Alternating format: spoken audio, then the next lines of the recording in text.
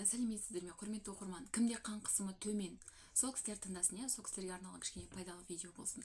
Қан қысымы төмен кісілерге негізі жалпы массаж жақсы көмектеседі, бірақ та өзінің белгілі бір шарттары бар, иә.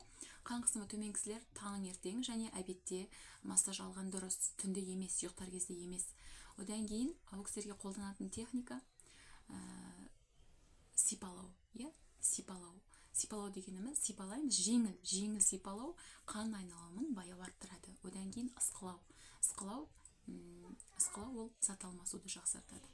Содан кейін қатты қысу, илеу қолданылмайды бұл кісілерге, иә. Одан кейін тұрған кезде, сол массаждан кейін болсын, жалпы таңертең ұйқыдан болсын, тұрған кезде сразу тұрып жүріп кетпеңіздер. Тұрасыздар, 1 минут отырасыздар, демалып, содан кейін барып тұрасыздар, иә. Ал енді үй жағдайында қандай осындай қан қысымы төмен кісілерге қандай кеңес, иә, сіздерге?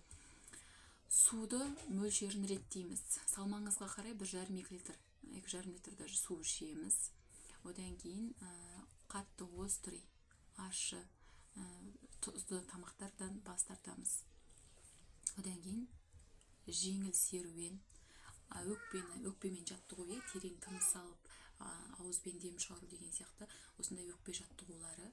Одан кейін ванна, тұзды ванна, болмаса әшейін жылы ванна. Ондай ванна жоқ жағдай болса, аяғыңызды тазикке қызыл асықтан асырып су құйып, соған отырасыз кешкі уақытта. Одан кейін массаж жасайсыз, жеңіл массаж жасайсыз аяғыңызға. И эфир майларынан лимон эфир майымен розмарин деген май осы қан қысымы төмен кісілерге жақсы көмектеседі, иә.